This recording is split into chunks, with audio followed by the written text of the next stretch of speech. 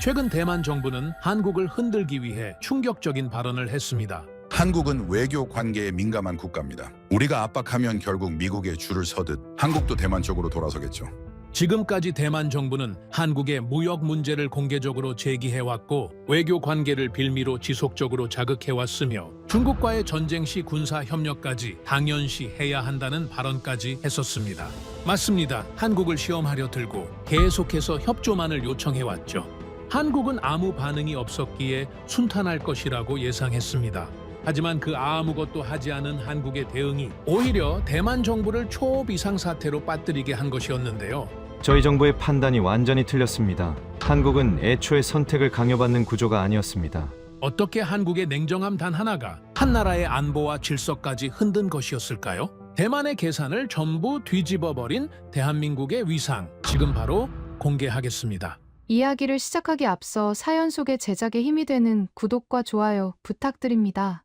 한국을 응원하신다면 대한민국 화이팅! 이라고 아래 댓글로 남겨주세요. 한국이 거부했습니다. 그 말이 회의실에 떨어지는 순간 공기가 굳어버렸습니다. 저는 현재 대만 국가안보회의 외부 자문위원으로 활동하는 린 웨이중입니다. 군수와 탄약 공급망, 전쟁 지속 능력 분석을 전문으로 하고 있습니다. 20년이 넘는 긴 시간 속에서 제가 가장 깊이 믿어온 것이 있었습니다. 냉정하게 분석하고 전략적으로 압박을 가하면 상대는 반드시 움직인다는 것이었습니다. 어떤 나라든 어떤 상황이든 그 공식에는 예외가 없다고 확신해 왔습니다. 오랜 경험이 그 믿음을 단단하게 뒷받침해 주었으니까요. 그런데 한국이라는 나라가 그 믿음의 밑바닥을 흔들어 버렸습니다. 이야기는 어느 이른 아침에 회의실에서 시작됩니다. 창밖으로는 타이베이의 선명한 햇살이 쏟아지고 있었지만 회의실 내부는 묘하게 서늘한 분위기가 감돌았습니다. 국방부 고위 관료들과 정치권 관계자들, 전략 분석가들이 긴 테이블 양옆으로 자리를 잡고 있었고 저는 그 자리의 중심에서 브리핑을 맡고 있었습니다. 의제는 단 하나였습니다. 바로 한국에 대한 복합 압박 전략이었습니다. 당시 대만과 한국 사이에는 외교적으로 미묘한 긴장이 오래전부터 축적되어 있었습니다. 무역 표기 문제에서 시작된 불씨는 외교 채널의 점진적 냉각으로 이어졌고 그 여파가 군수물자 수출 허가 처리에까지 영향을 미치고 있었습니다. 표면적으로는 작은 갈등처럼 보였지만 실질적인 피해는 조용히 쌓이고 있었습니다. 그 상황을 타개하기 위한 자리였습니다. 저는 자료를 펼치며 확신에 찬 어조로 말했습니다. 한국은 외교적 부담을 오래 견디지 못합니다. 무역 압박, 외교 표기 문제 공론화, 군수 허가 지연, 이 세 가지를 동시에 가동하면 한국 내부에서 균열이 생깁니다. 그 균열이 커지기 전에 협상 테이블로 끌어낼 수 있습니다. 회의실 분위기는 이상하리만큼 가벼웠습니다. 모두가 이미 이긴 싸움을 앞두고 있는 것처럼 여유롭게 고개를 끄덕이고 있었습니다. 한 정치권 관계자가 옆자리 사람과 눈을 마주치며 말했습니다.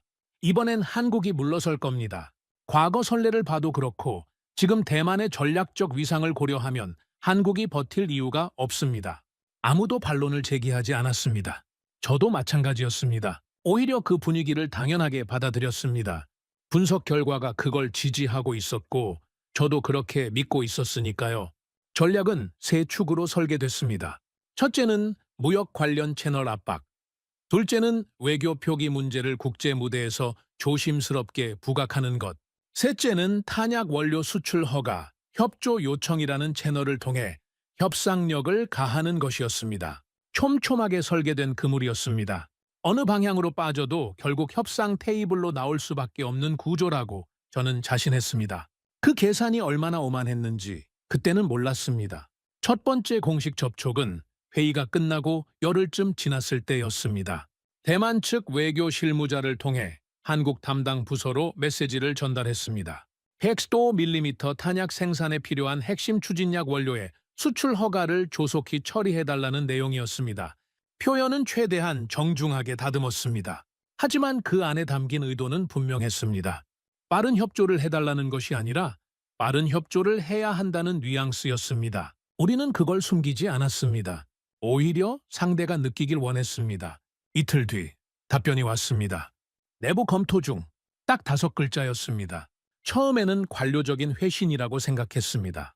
협상에서 흔히 보이는 시간 끌기 전술이라고 판단했습니다. 다시 메시지를 보냈고 이틀 뒤 동일한 답이 왔습니다. 세 번째 메시지에도 결과는 같았습니다. 내부 검토 중 추가 설명도 없고 협의 가능한 시점에 대한 언급도 없었습니다. 그냥 그 5글자뿐이었습니다. 처음에는 전략적 침묵이라고 해석했습니다. 하지만 3번을 반복하자 조금씩 달리 느껴지기 시작했습니다. 협상에서 시간 끌기를 할 때는 보통 어느 정도의 온기가 남아 있습니다. 앞으로 논의해 볼 수 있다는 식의 말 한마디라든가 향후 채널을 열어두겠다는 표현이라든가. 그런데 한국 측 답변에는 그런 게 전혀 없었습니다. 차갑다고도 할 수 없었습니다. 그냥 없었습니다.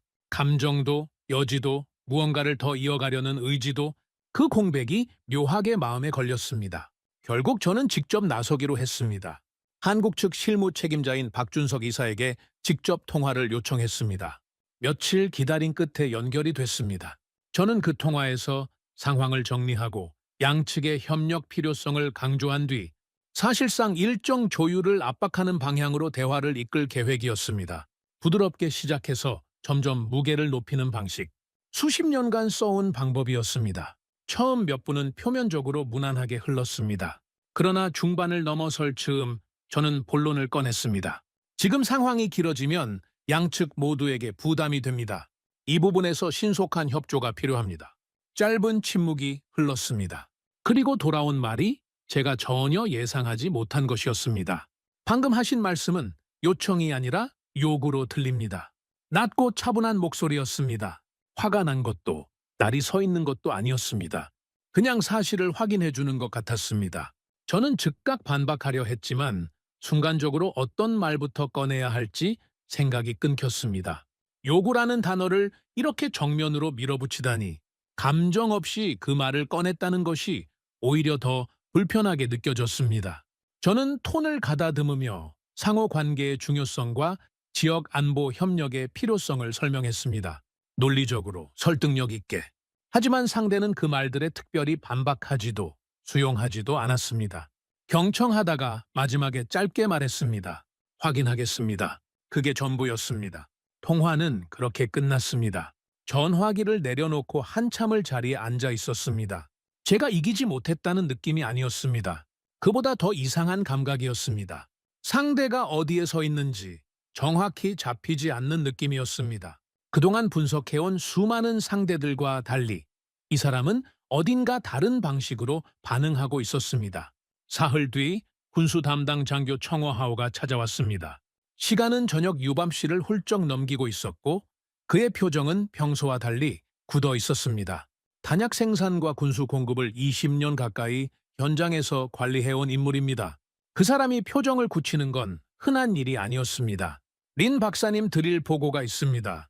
좋은 내용이 아닙니다. 그가 꺼낸 보고서를 읽는데 5분도 걸리지 않았습니다. 핵심은 명확했습니다. 105mm 탄약 생산에 필요한 핵심 추진약 원료 공급이 끊기고 있었습니다. 국내 비축분으로 버티고 있었지만 소진 속도가 예상보다 빨랐습니다. 한국 업체가 해당 원료 조달 입찰을 낙찰받은 상태였는데 수출 허가 승인이 지연되면서 물량 자체가 들어오질 못하고 있었습니다. 이탈리아는 생산 일정이 밀려 있었고 캐나다는 물량 자체가 맞지 않았습니다. 국내 생산 라인 전환도 검토했지만 기술, 설비, 시간 모두 부족했습니다. 얼마나 버틸 수 있지? 청어하오는 잠시 대답을 미뤘습니다. 복구의 문제가 아닙니다, 박사님. 대체가 없습니다. 그 말이 조용하게 울렸습니다. 저는 보고서를 다시 내려다봤습니다. 숫자들이 아무런 감정 없이 현실을 가리키고 있었습니다. 이건 외교 신경전의 수준을 넘어서고 있었습니다. 실제 군수 생산이 위협받고 있었습니다. 그러나 그때까지도 저는 인정하려 하지 않았습니다. 압박을 더 높은 단계로 올리면 풀립니다. 협조 요청이 충분히 강해지면 결국 움직입니다. 청어하오는 조용히 저를 바라봤습니다. 반박하지는 않았습니다. 하지만 그 눈빛에 담긴 무언가가 마음 한 구석에 걸렸습니다. 며칠 뒤 저는 다시 박준석 이사에게 직접 연락을 취했습니다. 이번에는 우회하지 않기로 했습니다. 탄약 원료 공급 지연이 단순한 외교 문제를 넘어서고 있다는 것을 직접 전달하고 반응을 보겠다는 생각이었습니다. 아무리 강경한 상대라도 실질적인 위기를 직접 들으면 반응이 달라질 것이라고 판단했습니다. 전화가 연결됐습니다. 저는 현재 상황을 차분하게 설명했습니다. 생산 지연이 시작됐다는 것, 협조가 시급하다는 것, 이 상황은 양측 모두에게 좋지 않다는 것, 말할 수 있는 것들을 다 꺼냈습니다. 상대는 잠시 침묵했습니다. 한국은 압박으로 움직이는 나라가 아닙니다. 저는 말을 이으려 했습니다. 그러자 한마디가 더 왔습니다. 그리고 그 요청 받아들일 이유도 없습니다. 두 문장이었습니다. 그러나 그 두 문장은 어떤 긴 설명보다도 명확하게 선을 긋고 있었습니다. 협상의 여지가 없다는 게 아니었습니다. 처음부터 협상 대상이 아니라는 뜻이었습니다. 감정도 없고 거칠지도 않았습니다. 그냥 사실을 말해주는 것처럼 조용했습니다. 전화기를 내려놓고 한참 동안 아무 생각도 하지 못했습니다. 처음으로 선명하게 느껴지는 것이 있었습니다. 우리는 압박을 가하고 있다고 믿었습니다.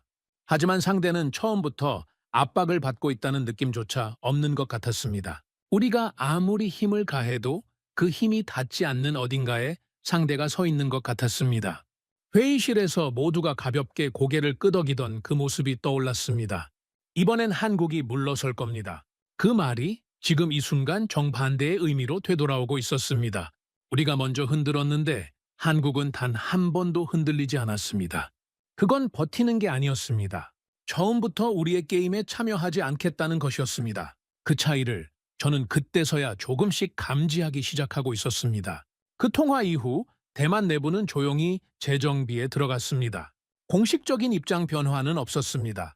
회의실에서 나오는 이야기는 여전히 낙관적이었습니다. 일부 관계자들은 한국의 강경 대응이 오히려 내부에서 부담이 되고 있을 것이라고 분석했습니다. 시간이 지나면 미국이 나서서 한국을 설득할 것이라는 전망이 이번에는 더 강하게 고개를 들었습니다. 미국이 움직이면 한국은 따라옵니다. 그 구조는 바뀐 적이 없습니다. 그게 내부의 지배적인 판단이었습니다. 저도 완전히 부정하지는 않았습니다. 아직은 그 가능성을 완전히 접지 않고 있었습니다. 직접 확인하지 않으면 모르는 것이니까요. 그래서 저는 워싱턴 쪽에 연락을 넣었습니다. 제가 미국 국방 싱크탱크에서 일하던 시절부터 알고 지내던 인물이 있었습니다.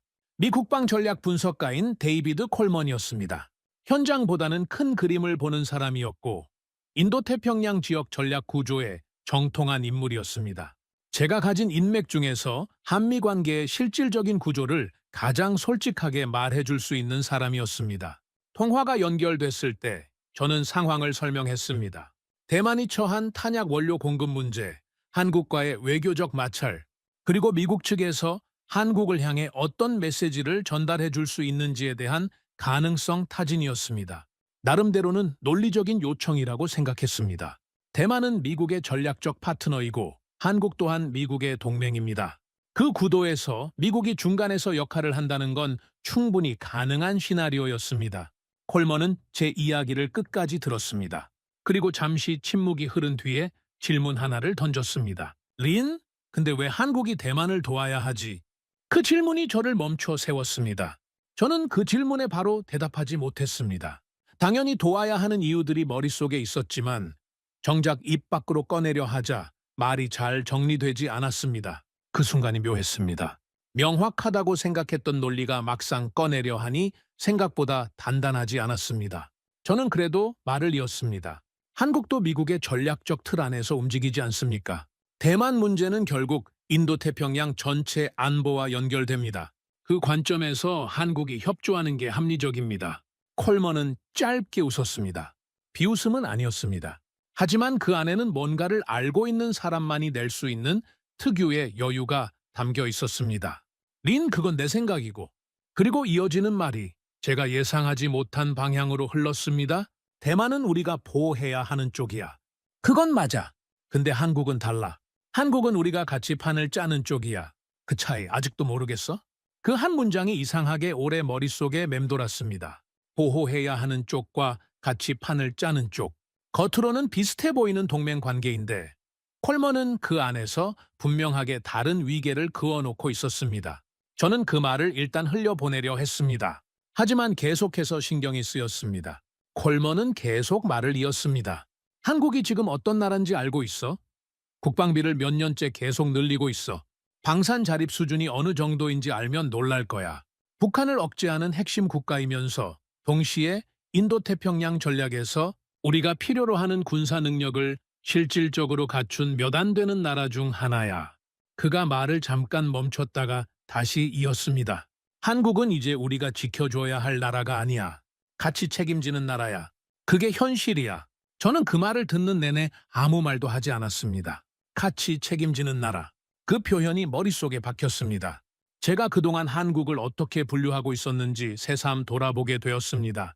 저는 한국을 미국의 전략적 틀 안에서 움직이는 나라, 즉 어느 정도 상위 구조의 결정에 따라가는 나라로 분류하고 있었습니다. 하지만 콜먼은 그 분류 자체가 틀렸다고 말하고 있었습니다. 조심스럽게 다시 물었습니다. 그래도 대만의 상황이라면 한국이 완전히 외면하지는 않겠지요. 인도태평양 안보 차원에서라도 콜먼의 답은 생각보다 훨씬 단호했습니다. 린, 한국은 누구를 위해 싸울지 스스로 결정해. 그건 우리도 대만도 대신 결정할 수 없어. 잠시 멈추더니 말을 이었습니다. 그리고 지금까지 상황 봐선 대만을 위해 움직일 이유가 없다고 한국이 판단하고 있는 거야. 그 말이 떨어지는 순간 저는 처음으로 뭔가 근본적으로 잘못됐다는 느낌을 받았습니다. 우리가 믿어온 구도가 있었습니다. 미국이 움직이면 동맹들이 따라온다는 것. 대만의 전략적 가치가 주변국들로 하여금 협조하게 만든다는 것. 그 구도 안에서 한국도 결국 협조하리라 생각했습니다. 하지만 콜먼은 그 구도 자체가 잘못된 전제 위에 서 있다고 말하고 있었습니다. 통화를 마치고 한참 동안 자리에 앉아 있었습니다. 콜먼이 한 말을 하나씩 되짚어 봤습니다. 보호 대상과 파트너, 따라오는 나라와 같이 짜는 나라, 지켜줘야 할 나라와 같이 책임지는 나라, 그 단어들이 반복될수록 제가 전제해온 것들이 조금씩 흔들리기 시작했습니다. 저는 한국을 외교적 압박이 가해지면 출구를 찾는 나라로 분류했습니다. 그런데 그 분류 자체가 틀렸다면 우리가 설계한 전략 전체가 잘못된 지형 위에 세워진 것이 됩니다. 전략은 완벽했지만 상대에 대한 전제가 처음부터 어긋나 있었던 것입니다. 그 며칠 뒤 콜먼이 추가로 보내온 메시지에는 짧은 데이터 몇 가지가 담겨 있었습니다. 한국의 최근 국방 관련 주요 지표들이었습니다. 수치를 보는 내내 가볍게 넘길 수가 없었습니다. 단순히 국방비가 많다는 수준이 아니었습니다. 자체 방산 능력, 공급망 자립 수준, 전략 비축량, 그리고 실전 훈련 체계. 그 전체가 외부 의존을 최소화하는 방향으로 일관되게 구축되어 있었습니다. 누군가를 위해서가 아니라 자기 자신을 위해서 만들어진 구조였습니다. 그 구조를 보는 순간 콜먼이 했던 말이 다시 떠올랐습니다. 한국은 스스로 결정해. 저는 그 말이 단순한 묘사가 아니라는 걸 이제야 이해하기 시작했습니다. 한국이 스스로 결정한다는 건 외부에서 조건을 만들어줘도 반응하지 않는다는 뜻이었습니다. 우리가 설계한 압박 구조가 효과를 발휘할 수 없는 이유가 여기에 있었습니다. 상대는 그 압박을 애초에 압박으로 받아들이지 않고 있었습니다. 그날 밤 저는 오래 잠들지 못했습니다. 처음으로 이런 생각이 들었습니다. 우리가 한국을 어떻게 대했는지, 그리고 한국이 실제로 어떤 나라인지, 그 사이에 얼마나 큰 간극이 있었는지를요. 우리는 한국이 통제 가능한 변수라고 생각했습니다. 상황에 따라 반응하고 압박하면 움직이는 대상으로 보았습니다. 하지만 콜먼이 말한 한국은 그런 나라가 아니었습니다. 그 차이 아직도 모르겠어? 그 말이 자꾸 귓가에 맴돌았습니다. 그리고 속으로 인정하지 않을 수 없었습니다.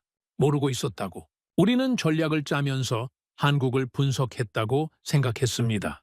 하지만 정작 우리가 본 건 우리가 보고 싶었던 한국이었는지도 모릅니다. 실제 한국의 위치와 구조는 우리의 예상과 전혀 다른 지점에 있었습니다. 그리고 그 차이를 이해하지 못한 채 시작한 전략은 이미 출발부터 방향이 틀려 있었던 셈입니다. 그런데 이 이야기는 아직 끝나지 않았습니다. 탄약 수치는 계속 줄어들고 있었습니다. 그리고 더 가혹한 현실이 바로 앞에서 기다리고 있었습니다. 새벽 2시가 넘은 시각이었습니다. 진동 소리에 잠이 깼습니다. 화면을 보니 발신자는 청어하오였습니다. 이 시간에 그가 전화를 한다는 것 자체가 이미 예사롭지 않은 신호였습니다. 전화를 받자마자 그의 목소리가 들려왔습니다. 린 박사님, 지금 바로 국방부로 와주셔야 합니다. 이유를 묻기도 전에 전화가 끊겼습니다. 저는 서둘러 준비를 마치고 채에 올랐습니다. 새벽에 타이베이는 고요했습니다. 그 고요함이 오히려 더 불안하게 느껴졌습니다. 뭔가 단단히 잘못됐다는 직감이 차 안을 가득 채웠습니다. 국방부에 도착했을 때 보고실 앞에는 이미 몇 명의 실무진이 모여 있었습니다. 그런데 이상했습니다. 보통 이런 긴급 소집이 있을 때는 사람들이 서로 무언가를 주고받습니다. 보고서를 넘기거나 낮은 목소리로 상황을 정리하거나. 그런데 그날 밤은 달랐습니다. 아무도 말을 하지 않고 있었습니다. 보고실 안은 이상하리만큼 조용했습니다. 그 침묵이 어떤 말보다 먼저 상황의 심각성을 알려주고 있었습니다. 청어하오가 저를 보자 자리에서 일어났습니다. 그는 서류를 꺼내지 않았습니다. 보고서를 테이블 위에 펼치지도 않았습니다. 그냥 저를 바라보며 입을 열었습니다. 105mm 탄약 생산이 멈췄습니다.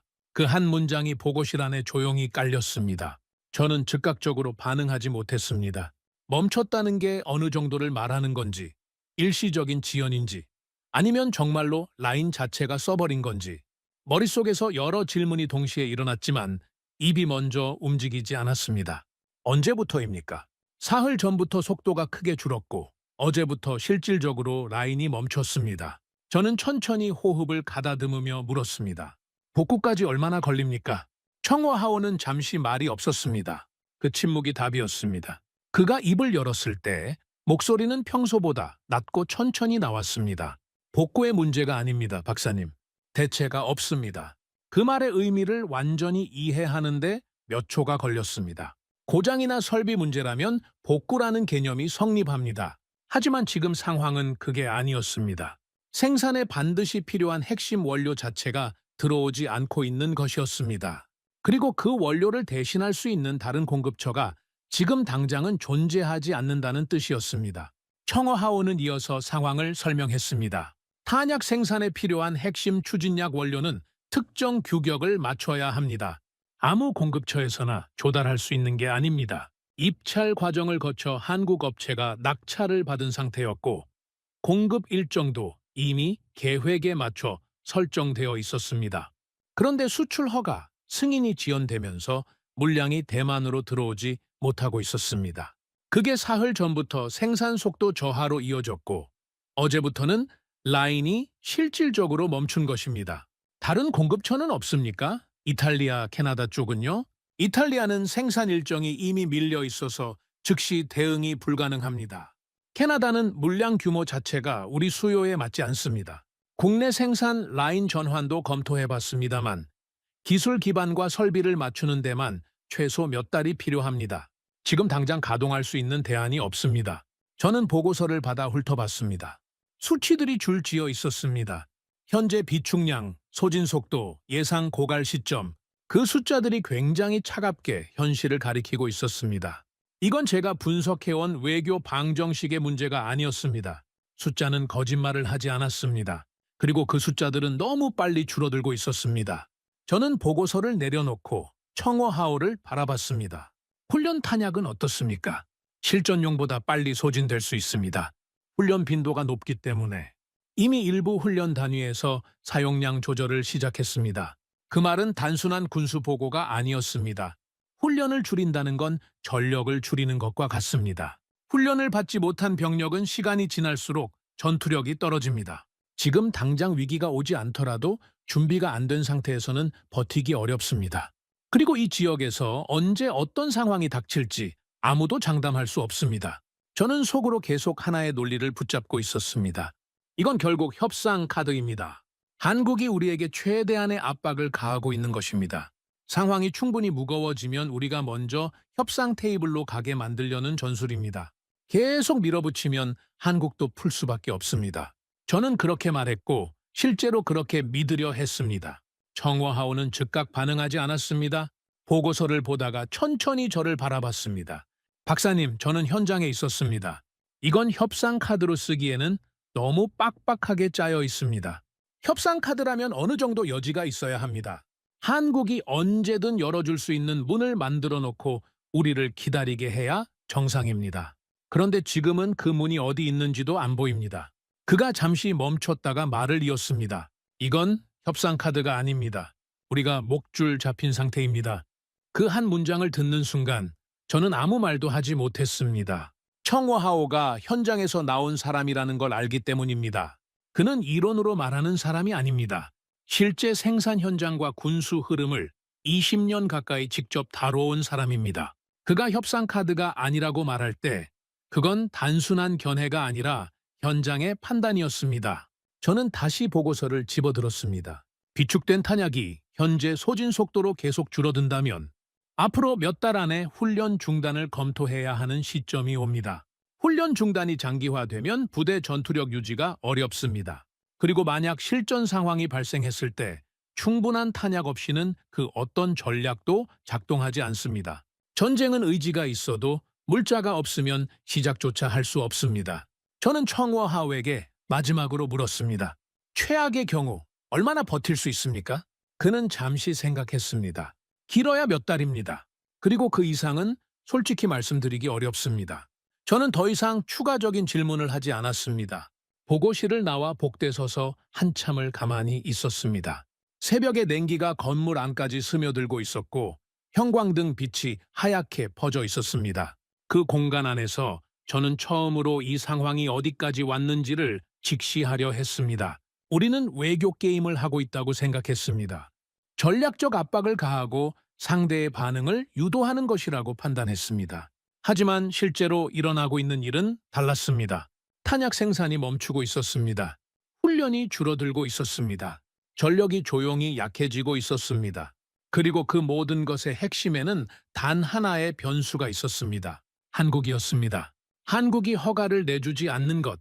단 그 하나만으로 이렇게 많은 것이 연쇄적으로 무너지고 있었습니다. 이건 한국이 엄청난 압박을 가하는 게 아니었습니다. 그냥 움직이지 않는 것뿐이었습니다. 그런데 그 움직이지 않음이 우리에게는 이만큼의 결과를 만들어내고 있었습니다. 그 새벽, 저는 그때까지도 머릿속에서 압박을 올리면 풀린다는 생각을 완전히 떨쳐내지 못하고 있었습니다. 하지만 그 생각은 점점 가늘어지고 있었습니다. 확신이 아니라 믿고 싶다는 간절함에 가까워지고 있었습니다. 현실은 이미 다른 방향을 향하고 있었습니다. 며칠이 지났습니다. 국방부에서 긴급 회의가 소집됐습니다. 탄약 생산 중단 사태가 내부에 공식적으로 보고된 이후 처음으로 정치권과 군 수뇌부가 한자리에 모인 자리였습니다. 의제는 하나였지만 방 안에 있는 사람들이 그 의제를 대하는 방식은 전혀 달랐습니다. 군 측은 상황의 심각성을 강조했습니다.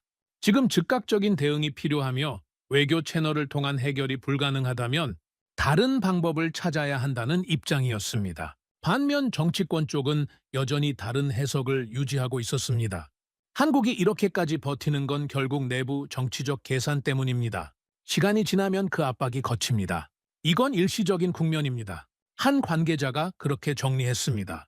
그러자 다른 쪽에서 맞받았습니다. 일시적이라고 보기엔 이미 너무 많은 것이 실질적으로 영향을 받고 있습니다. 지금 당장 대응 안 하면 나중에는 선택지 자체가 사라집니다. 회의실은 해결을 위한 자리가 아니라 서로 다른 판단이 충돌하는 자리가 되어가고 있었습니다. 아무도 현실을 먼저 인정하려 하지 않았습니다. 체면이라는 것이 판단을 느리게 만들고 있었습니다. 저는 그 자리에서 조심스럽게 입을 열었습니다.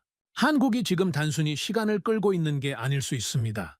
협상 국면이 아니라 이미 결정이 내려진 상태일 가능성을 배제할 수 없습니다. 회의실 분위기가 순식간에 차가워졌습니다. 한 정치권 인사가 저를 똑바로 보며 말했습니다. 지금 겁먹은 겁니까? 한국이 우리를 끝까지 막을 수 있다고 보십니까? 그 질문은 논리적인 반박이 아니었습니다. 감정이 담긴 압박이었습니다.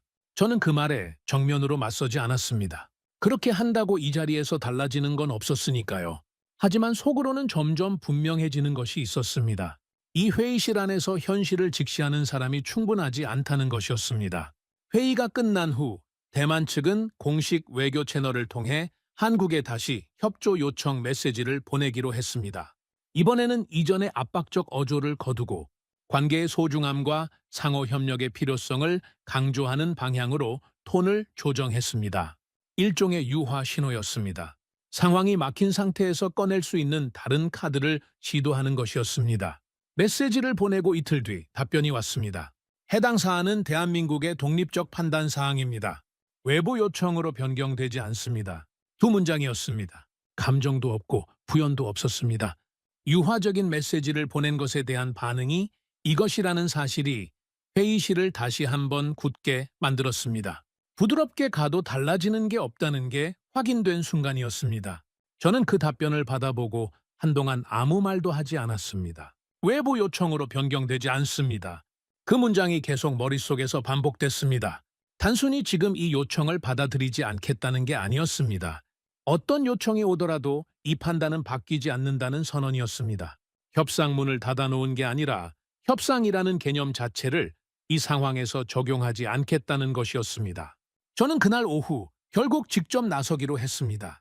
박준석 이사에게 다시 연락을 취했습니다.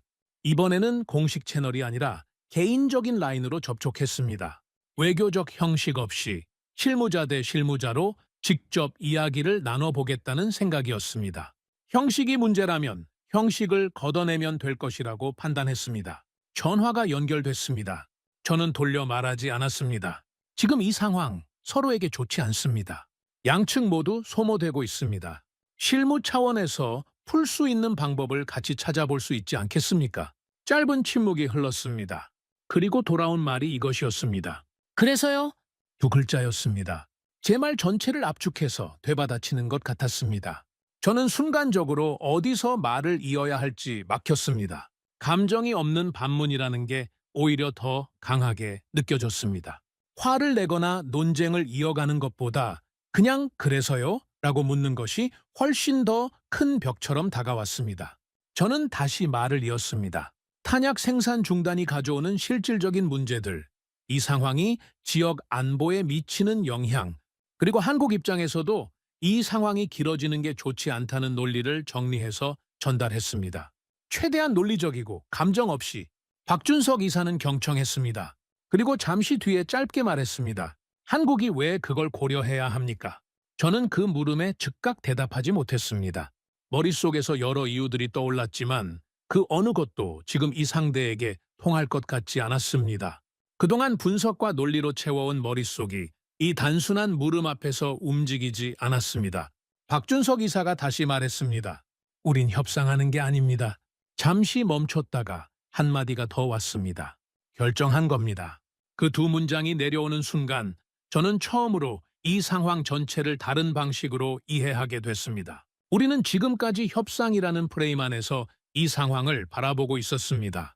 한국이 버티고 있으니 우리가 더 나은 조건을 제시하거나 더 강하게 압박하거나 아니면 더 부드럽게 접근하면 결국 어느 시점에 협상이 시작될 것이라고 믿었습니다. 하지만 한국은 처음부터 협상 단계에 있지 않았습니다. 이미 판단이 끝나 있었고 그 판단을 외부의 어떤 요청도 바꿀 수 없다는 것이 이 두 문장 안에 담겨 있었습니다. 통화가 끊겼습니다. 저는 자리에 앉아 한참을 가만히 있었습니다. 회의실 공기가 무겁게 가라앉아 있었고 누군가 말을 꺼내기를 기다리는 침묵이 이어졌습니다. 이미 끝난 상태에서 우리가 늦게 알아차리고 있는 것인지도 모른다는 생각이 처음으로 선명하게 들었습니다. 그날 저녁 군 내부에서 상황 재평가 회의가 열렸습니다. 결론은 세 가지였습니다. 한국이 물러날 의도가 없다는 것, 대체 공급망 확보가 단기간 내 불가능하다는 것, 그리고 시간이 지날수록 상황은 악화된다는 것. 이 세 가지 결론을 놓고 회의실 안에서 아무도 쉽게 말을 꺼내지 못했습니다. 그 침묵이 스스로 말하고 있었습니다. 우리는 아직 협상을 시작하지 않았다고 생각했는데 사실은 이미 끝나 있었다는 것을, 우리가 이기고 있다고 착각했던 게임이 처음부터 상대가 참여조차 하지 않았던 게임이었다는 것을 저는 그날 밤 혼자 남아 보고서를 다시 들여다봤습니다. 탄약 재고, 소진 속도, 예상 잔여 기간, 훈련 축소 시점, 숫자들이 일렬로 줄 서 있었습니다. 그리고 그 숫자들 사이 어딘가에 우린 협상하는 게 아닙니다. 결정한 겁니다. 라는 말이 박혀 있었습니다. 저는 그제야 진지하게 하나의 가능성을 마주했습니다. 이 상황이 더 이상 외교가 아니라는 것, 그리고 그 외교가 아닌 상황에서 우리가 가진 선택지가 생각보다 훨씬 좁다는 것. 수십 년의 경험과 분석, 그리고 전략이 이 앞에서 멈춰 서 있었습니다. 그렇다면 한국은 왜 이렇게까지 강하게 나오는 것일까? 그 물음이 이제 진심으로 궁금해지기 시작했습니다. 단순한 외교적 강경 노선이 아니었습니다. 감정의 문제도 아니었습니다. 저는 그 이유를 직접 들어야겠다고 결심했습니다. 그리고 그 결심은 이후 제가 한국을 완전히 다른 방식으로 보게 되는 시작점이 됐습니다. 저는 직접 가기로 했습니다. 내부에서는 반대 의견이 많았습니다. 지금 상태에서 직접 대면을 요청하는 건 약자의 자세를 드러내는 것과 같다는 이야기도 있었고, 어차피 달라질 게 없다는 냉소적인 반응도 있었습니다. 하지만 저는 더 이상 멀리서 분석하고 추측하는 것에 의미가 없다고 판단했습니다. 지금까지 제가 틀렸다면 직접 확인해야 했습니다. 그게 전략가로서의 최소한의 책임이라고 생각했습니다. 박준석 이사에게 직접 대면 요청을 넣었습니다. 며칠이 지나고 짧은 답변이 왔습니다. 시간과 장소가 적혀 있었습니다. 그것만으로도 충분했습니다. 비행기 안에서 저는 어떤 준비를 해야 할지 계속 생각했습니다. 설득의 논리를 다시 정리해볼까도 했습니다. 하지만 그 생각이 오래 이어지지 않았습니다. 콜먼이 했던 말, 그리고 박준석 이사와의 통화에서 느꼈던 것들이 자꾸 가로막았습니다. 논리로 뚫리지 않는 벽 앞에서 더 정교한 논리를 준비하는 게 과연 맞는 접근인지 솔직히 확신이 서지 않았습니다. 결국 저는 한 가지만 가지고 가기로 했습니다. 직접 묻겠다는 것이었습니다. 약속 장소는 서울 도심의 한 회의 공간이었습니다. 빌딩 안으로 들어서자 안내를 받아 엘리베이터를 탔습니다. 층이 올라가는 내내 긴장감이 조용히 쌓였습니다. 이런 감각은 오랜만이었습니다. 수십 년간 수많은 협상과 브리핑을 해왔지만 이번처럼 상대에 대한 예측이 완전히 서지 않은 채로 방문하는 건 드문 일이었습니다. 문이 열리고 박준석 이사가 자리에 앉아 있었습니다. 나이는 비슷해 보였습니다. 그러나 분위기가 달랐습니다. 격식을 차리거나 긴장한 기색이 전혀 없었습니다. 마치 오늘 이 자리가 그에게는 수십 개의 일정 중 하나인 것처럼 자연스러웠습니다. 그 태도 자체가 어떤 메시지를 담고 있었습니다. 인사를 나누고 자리에 앉았습니다. 저는 먼저 입을 열었습니다. 상황이 복잡해지고 있습니다. 직접 만나서 이야기 나누고 싶었습니다. 박준석 이사는 천천히 저를 바라봤습니다. 우린 복잡하지 않습니다. 딱 5글자였습니다. 그런데 그 말이 묘하게 공간을 가득 채우는 느낌이었습니다. 우리는 복잡하지 않다는 말은 단순한 부정이 아니었습니다. 이 상황을 대하는 한국 측의 태도 자체를 한 문장으로 압축한 것이었습니다. 복잡하게 계산하고 있지 않다는 것, 흔들리거나 갈등하고 있지 않다는 것. 그 말 한마디로 대화의 주도권이 이미 넘어가 있었습니다. 저는 정면으로 부딪히기로 했습니다. 한국은 어떤 기준으로 이 상황을 판단하고 있습니까? 박준석 이사는 잠시 손을 테이블 위에 얹었습니다. 그리고 천천히 말했습니다. 한국은 누구를 도울지 상황을 보고 결정하지 않습니다. 저는 그 말을 받아서 다시 물었습니다. 그럼 무엇을 보고 결정합니까? 우리가 필요할 때만 움직입니다. 그 문장은 단순했지만 그 안에 담긴 의미가 크게 느껴졌습니다. 상황이 급박하다는 것, 상대가 협조를 요청한다는 것, 그 어떤 외부 조건도 한국의 판단 기준이 아니라는 뜻이었습니다. 한국이 스스로 필요하다고 판단할 때 스스로가 정한 방식으로 스스로가 결정한 대상에게만 움직인다는 것이었습니다. 저는 그 순간 처음으로 조건부 국가라는 개념이 아닌 다른 무언가를 느꼈습니다. 조건부 국가란 어떤 조건이 맞아야 움직이는 나라를 말합니다. 충분한 압박, 충분한 보상, 충분한 명분, 그런 외부 조건들이 충족됐을 때 반응하는 구조입니다. 그동안 저는 한국을 그런 구조로 분류하고 있었습니다. 하지만 박준석 이사가 말하는 한국은 그게 아니었습니다. 외부 조건에 반응하는 게 아니라 내부 기준으로 결정하는 나라였습니다. 그 차이는 작아 보이지만 실제로는 엄청나게 다릅니다. 저는 한 발 더 나아가기로 했습니다. 이건 동맹 차원의 문제 아닙니까? 같은 전략적 틀 안에서 협력하는 관계라면 이 상황에서 협조하는 게 자연스럽지 않겠습니까? 박준석 이사는 표정 변화 없이 바라봤습니다. 그리고 짧게 말했습니다. 우린 동맹 때문에 살아남은 적 없습니다. 그 문장이 공기를 가르며 내려왔습니다. 저는 반박하려 했지만 말이 나오지 않았습니다. 우린 버텨서 살아남은 나라입니다. 낮고 단단한 목소리였습니다. 감정이 실려 있지 않았습니다. 그냥 사실을 말하는 것이었습니다. 하지만 그 담담함이 오히려 더 무겁게 전달됐습니다. 저는 그 자리에서 아무 말도 하지 못했습니다. 머릿속에서 무언가가 빠르게 재편되고 있었습니다.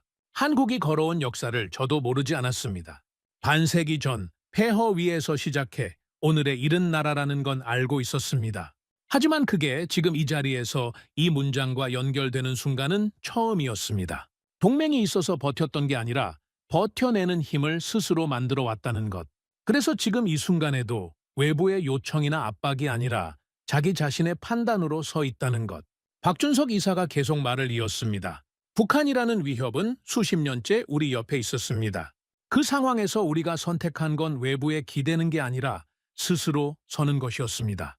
국방비를 올렸고 방산 기술을 키웠고 핵심 원료와 부품의 자체 생산 비율을 높였습니다. 다른 나라가 공급을 끊어도 버틸 수 있는 구조를 만들어 온 겁니다. 그게 오늘의 한국입니다. 그리고 잠시 멈췄다가 마지막 문장을 더했습니다. 그래서 우리는 외부 요구로 움직이지 않습니다. 그 말이 떨어지는 순간 저는 지금까지 제가 가져온 모든 전제가 한꺼번에 무너지는 것을 느꼈습니다. 대만이 압박을 설계했을 때 그 압박이 효과를 발휘하려면 상대가 압박에 취약한 지점을 가지고 있어야 합니다. 외부 의존도가 높은 부분, 외교적 부담을 느끼는 구조, 내부에서 갈등이 생길 수 있는 여지, 그런 것들이 있어야 압박이 작동합니다. 그런데 한국은 그 취약한 지점들을 오랜 시간 동안 스스로 메워온 나라였습니다. 처음부터 압박이 닿지 않는 구조를 만들어 온 것이었습니다. 우리는 약점을 찾아서 눌렀다고 생각했습니다. 그런데 우리가 누른 그 자리는 이미 오래전에 단단하게 다져진 곳이었습니다. 저는 조용히 물었습니다. 그럼 지금 이 상황은 어떻게 되는 겁니까? 박준석 이사는 고개를 살짝 기울이며 말했습니다. 그건 린 박사님이 판단하실 일입니다. 그 말에는 아무런 위협도 없었습니다. 하지만 그래서 더 명확했습니다. 이 상황을 풀 수 있는 열쇠가 어느 쪽에 있는지를 너무도 조용하게 가리켜주고 있었습니다. 저는 그 자리에서 일어나기 전 한 가지가 선명하게 정리됐습니다. 한국은 설득 대상이 아니었습니다. 한국은 처음부터 우리보다 다른 위치에서 판단하는 나라였습니다. 우리가 협상의 언어로 접근하는 동안 상대는 전혀 다른 언어로 서 있었습니다. 그 간격을 우리는 끝까지 보지 못했던 것입니다. 서울에서 돌아오는 비행기 안에서 저는 한동안 창밖을 바라봤습니다. 처음으로 한국이라는 나라를 다시 보게 됐습니다.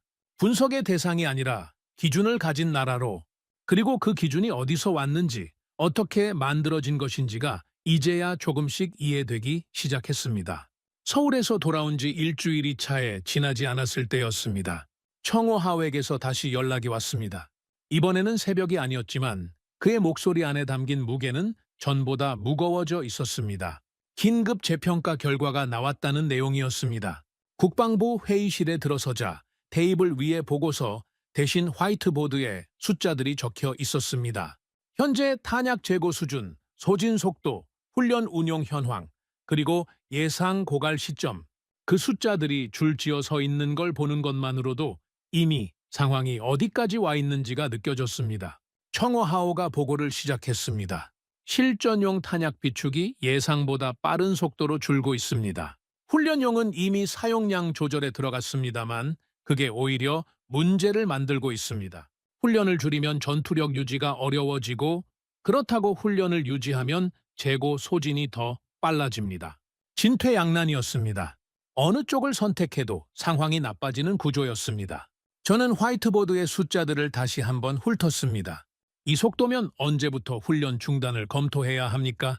이미 일부 부대에서는 검토가 시작됐습니다. 그 말이 조용하게 방안을 채웠습니다. 아무도 바로 반응하지 않았습니다. 훈련 중단이라는 말이 가지는 무게를 그 자리에 있는 사람들은 모두 알고 있었습니다. 회의실 분위기는 빠르게 달라졌습니다. 청호하오가 보고를 이어가는 동안 참석자들 사이에서 조용한 충돌이 시작됐습니다. 왜 진작 대비하지 않았냐는 질문이 나왔습니다. 군 측에서는 공장 이전 과정에서 발생한 공급망 구조 변화를 이야기했고, 다른 쪽에서는 한국 변수를 초기에 충분히 고려하지 못한 것을 지적했습니다. 서로 다른 방향을 가리키며 말이 높아지기 시작했습니다. 해결을 위한 논의가 아니라 책임의 방향을 정하기 위한 자리로 변해가고 있었습니다. 저는 그 논쟁에 끼어들지 않았습니다. 어느 쪽이 더 잘못했는지보다 지금 우리가 어디에 있고 무엇을 할 수 있는지가 더 중요했습니다.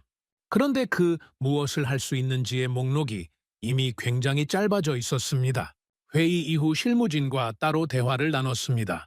해외 공급망 긴급 타진 결과가 정리되어 있었습니다. 이탈리아는 생산 일정이 향후 몇 달치까지 밀려 있어서 즉시 물량 공급이 불가능했습니다. 캐나다는 물량 규모 자체가 대만의 수요에 맞지 않았습니다. 국내 생산 라인 전환 시도는 기술 기반과 설비를 새로 갖추는 데 걸리는 시간이 너무 길었습니다. 한마디로 지금 당장 쓸 수 있는 대안이 없었습니다. 그 목록을 다 들은 후 저는 잠시 창밖을 바라봤습니다. 그 순간 이전에 박준석 이사와 나눴던 대화가 떠올랐습니다. 한국이 자국의 군수 공급망을 어떻게 구축해 왔는지에 대해 간접적으로 이야기했던 부분이었습니다. 저는 서울에서 돌아온 뒤 한국의 방산 구조에 대해 좀 더 구체적인 자료를 찾아봤습니다. 그 내용이 지금 이 순간 다르게 느껴졌습니다. 한국은 오래전부터 핵심 원료와 부품의 자체 생산 비율을 체계적으로 높여왔습니다. 외부 공급이 끊기는 상황을 항상 가정하고 그 상황에서도 일정 기간 이상 독자적으로 운용할 수 있도록 비축량을 관리해왔습니다. 실전 대비 훈련도 그 구조 안에서 지속적으로 이루어졌습니다. 단순히 방어 능력을 키운 게 아니라 어떤 외부 변수가 발생해도 흔들리지 않는 독립적 운용 체계를 만들어 온 것이었습니다. 박준석 이사가 했던 말이 다시 들렸습니다. 우리는 끊기는 상황을 가정하고 준비합니다.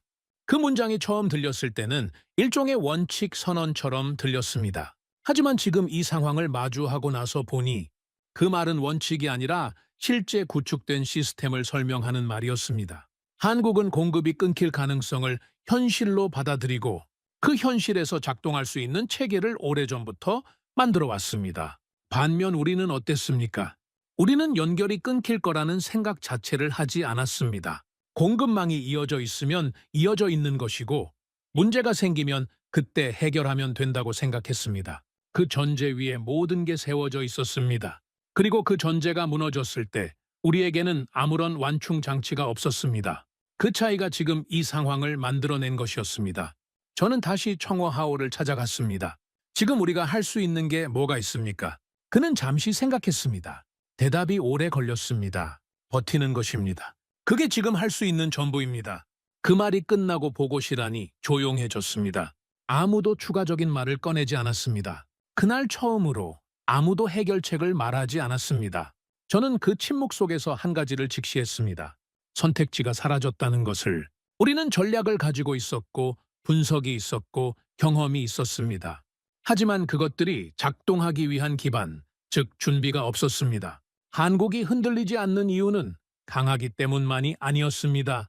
흔들릴 만한 이유 자체를 없애놨기 때문이었습니다. 위기는 갑자기 오는 게 아니었습니다. 준비되지 않은 쪽에서만 위기로 느껴지는 것이었습니다. 한국에게 지금 이 상황은 위기가 아니었습니다. 그냥 예상했던 경우의 수 중 하나였습니다. 하지만 우리에게는 예상 밖의 붕괴였습니다. 보고실을 나오면서 저는 오랫동안 복도를 걸었습니다. 머릿속에서 처음부터 끝까지 되감기가 이루어졌습니다. 첫 번째 회의에서 모두가 가볍게 고개를 끄덕이던 모습부터 박준석 이사의 "우린 복잡하지 않습니다" 라는 한마디까지 그 사이의 모든 순간들이 하나의 방향을 가리키고 있었습니다. 우리는 준비되지 않았습니다. 그리고 그 사실을 너무 늦게 알았습니다. 그리고 아직 이 상황이 어떻게 끝나는지는 모르고 있었습니다. 결국 대만 정부는 태도를 바꾸기로 했습니다. 오랫동안 유지해온 강경한 입장을 내려놓고 한국 측의 관계 개선 의사를 담은 메시지를 전달하기로 한 것이었습니다. 표현은 조심스럽게 다듬었지만 실질적으로는 사과에 가까운 외교적 톤이었습니다. 이전의 압박 전략을 공식적으로 거두는 것과 다름없었습니다. 내부에서는 쉽게 결정되지 않았습니다. 그러나 더 늦어지면 돌이킬 수 없다는 현실 앞에서 결국 그 방향으로 모아졌습니다. 이제라도 풀어야 합니다. 더 버티면 우리만 더 어려워집니다. 그런 목소리가 회의실 안에서 점점 커졌습니다. 체면보다 현실을 선택하는 것이었습니다. 저도 그 결정에 반대하지 않았습니다. 오히려 진작이래 써야 한다는 생각이 들었습니다. 메시지는 공식 외교 채널을 통해 전달됐습니다. 그동안의 경직된 소통 방식을 반성하고 상호 협력의 가능성을 다시 열어가고 싶다는 내용이었습니다. 양측 관계의 소중함을 강조했고 앞으로 건설적인 방향으로 논의해 나가고 싶다는 뜻도 담았습니다. 대만이 꺼낼 수 있는 가장 유연한 표현들을 최대한 담아낸 메시지였습니다. 며칠이 지났습니다. 답변이 왔습니다. 기존 입장 변동 없습니다. 딱 그것뿐이었습니다. 유화 메시지에 대한 반응으로 한국이 돌려보낸 것은 이전과 완전히 동일한 문장이었습니다. 달라진 게 하나도 없었습니다. 우리가 톤을 바꾸고 표현을 부드럽게 하고 관계의 의지를 담아서 보낸 메시지에 대한 대응이 이것이었습니다. 그 답변을 받아보는 순간 회의실 분위기는 이전과 달랐습니다. 이번에는 분노나 혼란이 아니라 일종의 무거운 침묵이었습니다. 태도를 바꾸면 상황도 바뀔 것이라고 믿었던 마지막 기대가 그 짧은 문장으로 조용히 꺼진 것이었습니다. 저는 그 답변을 읽고 한참 동안 자리에 앉아 있었습니다. 처음부터 변할 생각이 없었다는 게 이제는 의심의 여지가 없었습니다. 우리가 강하게 나오든 부드럽게 나오든 압박을 가하든 관계 개선 의지를 보이든 한국의 판단에는 어떤 영향도 미치지 못했습니다. 외부에서 들어오는 자극이 내부 결정을 바꾸지 못하는 구조였습니다. 저는 마지막으로 직접 확인하기로 했습니다. 박준석 이사에게 다시 대면을 요청했습니다. 이번에는 설득이 목적이 아니었습니다. 협상을 시도하려는 것도 아니었습니다. 그냥 직접 듣고 싶었습니다. 이 상황이 어디서 시작됐고 지금 어디에 서 있는 건지를. 약속이 잡혔습니다. 다시 서울이었습니다. 이번에는 오가는 길에 아무런 전략도 생각하지 않았습니다. 그냥 갔습니다. 박준석 이사는 이번에도 같은 자리에 같은 모습으로 앉아 있었습니다. 처음 만났을 때와 달라진 게 없었습니다.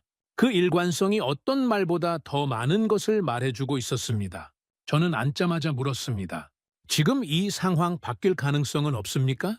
박준석 이사는 저를 바라봤습니다. 표정의 변화가 없었습니다. 잠시 뒤 짧게 말했습니다. 없습니다. 단 2글자였습니다. 하지만 그 2글자가 더 이상 어떤 질문도 이어가지 못하게 만들었습니다. 저는 다음 말을 준비하고 있었지만 그 준비가 필요 없어졌습니다. 박준석 이사가 말을 이었습니다. 우리는 처음부터 바뀔 생각이 없었습니다. 그 말은 사후 설명이 아니었습니다.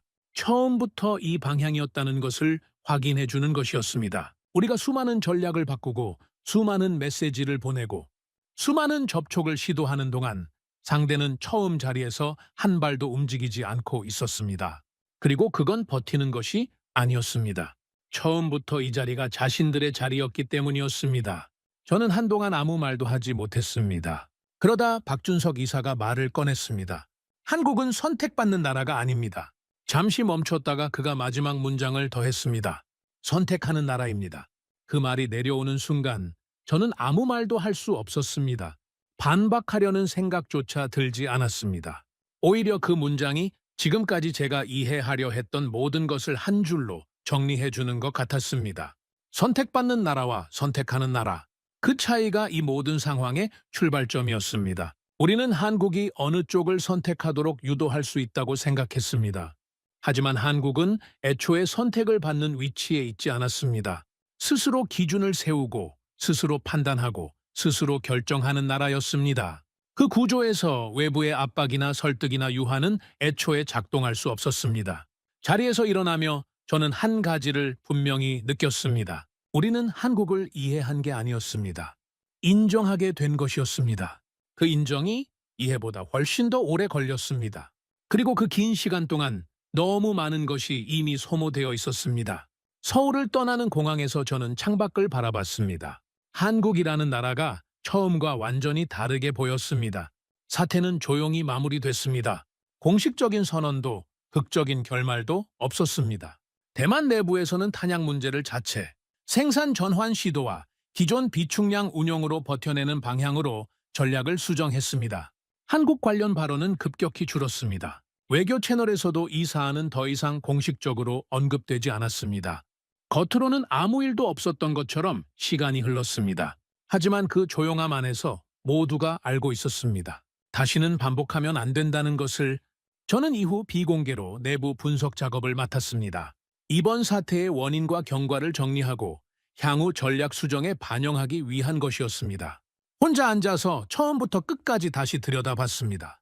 수개월에 걸친 이 사태의 모든 장면들이 하나하나 다시 펼쳐졌습니다. 결론을 정리하는 데는 오래 걸리지 않았습니다. 핵심 오파는 3가지였습니다. 첫 번째는 한국을 종속적 동맹으로 본 것이었습니다. 미국의 전략적 틀 안에서 움직이는 나라, 상위 구조의 결정에 따라가는 나라로 분류했습니다. 그러나 한국은 그 어떤 외부 구조에도 종속되지 않고 스스로 판단하는 나라였습니다. 두 번째는 군수 공급망을 단순한 시장 논리로 이해한 것이었습니다. 돈을 내고 물건을 사는 거래 관계로만 봤기 때문에 그 관계가 외교적 갈등과 연결될 수 있다는 가능성을 충분히 고려하지 못했습니다. 핵심 원료 하나가 막혔을 때 전체 생산이 멈추는 구조를 위기가 오기 전에 인식하지 못했습니다. 세 번째는 정치적 압박이 통할 것이라는 착각이었습니다. 외교적 부담을 가하면 상대가 결국 유연해질 것이라고 믿었습니다. 하지만 그 믿음의 전제는 상대가 외부 압박에 반응하는 구조를 가지고 있을 때만 성립합니다. 한국은 그 구조를 오래전에 스스로 해체해 놓은 나라였습니다. 세 가지 결론을 하나로 묶으면 이렇게 됩니다. 우리는 상대의 구조를 이해하지 못했습니다. 그 문장을 보고서에 쓰는 동안 저는 멈추지 않을 수 없었습니다. 20년 이상 군수와 국방 전략을 다루어온 사람이 쓰기엔 너무도 기본적인 실패였습니다. 상대를 분석했다고 생각했지만 실제로는 우리가 보고 싶은 것만 봤던 것입니다. 한국은 어떤 나라였습니까? 저는 그 답을 이제 말할 수 있습니다. 한국은 외부 압력에 흔들리지 않는 구조를 가진 나라였습니다. 어떤 나라도 쉽게 오랜 세월을 버텨내기가 어렵습니다. 한국은 그 세월을 외부의 도움에 기대지 않고 스스로 서는 힘으로 버텨왔습니다. 그 과정에서 방산 자립을 이루고 핵심 공급망을 내재화하고 외부 변수에 독립적으로 작동할 수 있는 군사체계를 만들어 왔습니다. 동맹의 테두리 안에 있지만 그 동맹에 종속되지 않는 방식으로요. 그리고 그것이 한국을 선택하는 나라로 만들어준 기반이었습니다. 저는 보고서 마지막 장을 닫으면서 한동안 가만히 앉아 있었습니다. 처음 회의실 장면이 다시 떠올랐습니다. 모두가 가볍게 고개를 끄덕이며 이번엔 한국이 물러설 겁니다. 라고 말하던 그 장면. 그때 그 분위기의 가벼움이 지금 돌아보면 너무도 선명하게 느껴졌습니다. 우리는 이겼다고 착각한 게 아니었습니다. 싸움이 시작됐다고조차 생각하지 않았습니다. 그냥 원하는 결과가 올 것이라고 당연하게 여겼습니다. 그게 오만이었습니다. 그리고 그 오만의 밑바닥에는 무지가 있었습니다. 한국을 낮게 본 게 아니라 잘못 보고 있었습니다. 그 둘은 다릅니다. 낮게 보는 건 어느 정도 상대를 알고 있다는 전제가 있습니다. 하지만 잘못 보는 건 아예 다른 나라를 보고 있었다는 뜻입니다. 저는 그 보고서를 완성하면서 마지막으로 한 줄을 더했습니다. 우리는 한국을 시험했다고 생각했다. 하지만 돌아보니 시험받고 있던 건 우리였다. 그리고 우리는 그 시험에 실패했다. 그 문장을 쓴 뒤 오랫동안 자리에 앉아 있었습니다. 창밖으로는 타이베이의 밤이 펼쳐져 있었습니다. 도시의 불빛이 조용히 빛나고 있었습니다. 저는 한국을 처음 분석의 대상으로 봤을 때로 돌아가 봤습니다. 그때 저는 한국을 하나의 변수로 설정했습니다. 상황에 따라 조정할 수 있는 압박하면 반응하는 변수로요.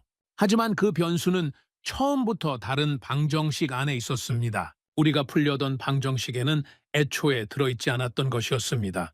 그날 이후 저는 한국을 다르게 봅니다. 두려운 나라라는 뜻이 아닙니다. 강한 나라라는 단순한 표현도 아닙니다.